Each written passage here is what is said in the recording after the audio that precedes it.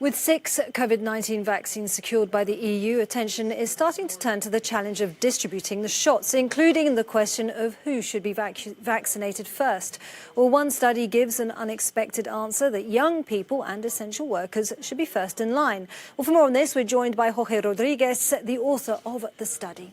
Good evening. Many thanks for joining us on the programme. So one would have thought that logic would dictate that it should be the elderly and health workers who are vaccinated first. But what would your study advocate?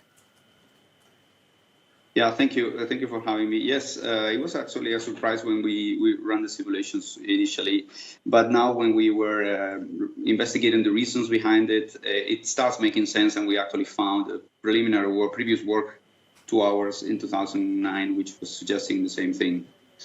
The reason behind it is basically that if you target those with the highest number of interactions early on, I mean, we can some sort of abort the takeoff of the exponential propagation. That's one way of looking at it.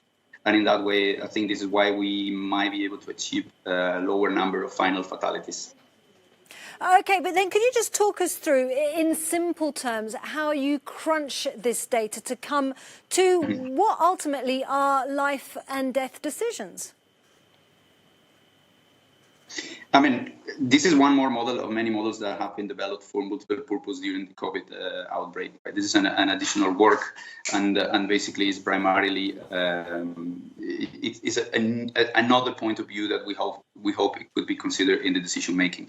The model basically classifies the population in groups and with different stages of the disease. And at the end of the day, what happens is that we try to simulate the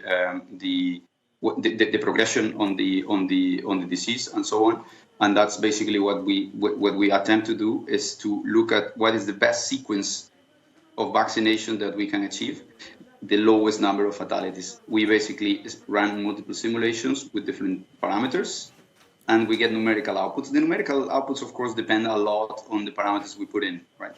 But we achieved consistently was that we have always found better final number of fatalities when we target those groups of high interaction people.